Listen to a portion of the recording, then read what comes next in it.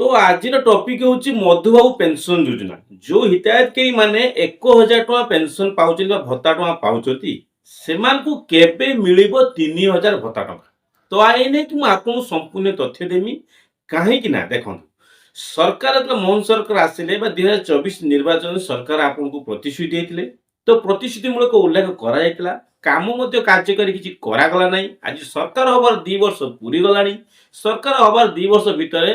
80 वर्ष 80% विकलांग मानकु मध्य प्रतिश्रुति जो दिया जाता सेमानकु उपकृत करागला। बाकी तक जो माने रही गले सरकार सेमानकु केबे देबे मु एटा आपन सुनिश्चित करेबी केबे मिलिबो आपनको भत्ता टंका। सरकार जदि प्रतिश्रुति देइतले कोन आपनको ठकै देबे ना आपन कथा रखिबे कि नाही एटा मु आपनको सुनिश्चित करेबी।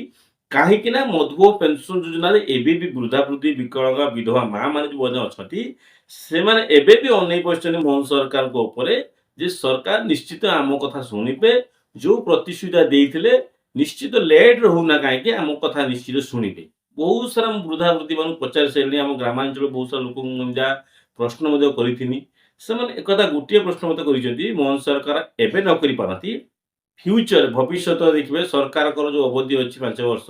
से समय भीतर सरकार निश्चित ना निश्चित आपण कथा शुणे ए कथा कहते। द्वितीय कथा रही सतर कौन आगामी दिन जो पंचायत इलेक्शन अच्छी सरकार से किछि मास्टर माइंड कर मास्टर स्ट्रोक कर कि सरकार जो भत्ता हिताधिकारी मान कहीं कहबार कथा देखु सरकार जदि एते दूर सरकार जदि ए भोट पाई सरकार जदि एते दूर चली जानी जे आम 300 यूनिट बिल देमु 3000 टका भोट 3000 भोट देने आम 3000 आपको जदि आम विन बा सरकार जदि ओडिशा को आसला ताले आम आपको 3000 टका भत्ता टका दमु एटा बहुत सारा प्रतिश्रुति मिलता कौन पे मिलता ना सरकार आसीबा पई जदि सरकार आसिला ना आम आमको दमु तो सरकार आनिया पे प्रतिश्रुति देथिले। तो सेम जिंस आपण माइंड के नैथिबे सेम जिंस पंचायत इलेक्शन अछि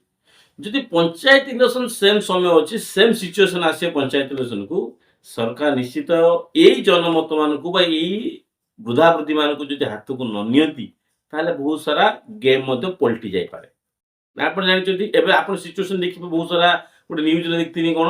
ना बहुत सारा सिचुएशन बदली गलानी बहुत सारा वृद्धा वृद्धि मान भी हेरा माने माने ताकर जो आशाटा 2 वर्ष हेलानी आशा आशारे रही गलानी। तो ये नहीं कि आपको देखिए आप वेस्ट बेंगल देखिए जो ममता बनर्जी देखिए ममता बनर्जी 6 मास आगु को 3 मास आगु किसी घोषणा कले ठीक इलेक्शन जिला निर्वाचन पूर्व कौन कले बेकारी भत्ता 10 टଙ୍କା प्रति बेकारी भत्ता जो माने 10 पास करते बेकारी भत्ता बेकारी मैंने अच्छा 1500 टଙ୍କା पर मंथ 1500 टଙ୍କା पाइबे। इलेक्शन थिला टार्गेट कराया सेम जिन बीजेपी सरकार मध्य ओडिशा कर इलेक्शन अच्छी टार्गेट मध्य। तो आगामी दिन जो पंचायत इलेक्शन अच्छी सेम टार्गेट थी सरकार किसी ना कि आपण कथा सिचुएशन देखिए आपण कथा निश्चित भावे आपण कथा निश्चित मन पकेबे मोर आशा जोटा अच्छे आपड़ से आप धैर्य धरतु पर कथा शुणु ना आपड़ जो आशा अच्छे आप आशा निश्चित हम आउ आपण निश्चित मुझे कह मधुबाबू पेंशन योजना आपण भत्ता बढ़ो आउ भी देखिए आप विधायक जो अच्छा जो सारा आप जो विधायक बिजेडी विधायक जो थे सी विधानसभा कथा पकईले जो फेब्रुआरी मास जो होता सरकार कथा आलोचना करते जो सरकार जो कहते भत्ता टଙ୍କା वृद्धि करने कहीं वृद्धि करेनि एक सरकार पाखर विधानसभा बिजेडी विधायक जन सी आलोचना करते। तो यह सब नहीं कि आपको निश्चित अपडेट देमी निश्चित आप अपेक्षा करूँ जो पंचायत इलेक्शन अच्छी 2027 मसीहा फेब्रुआरी मास लास्ट हो पारे। तो से आप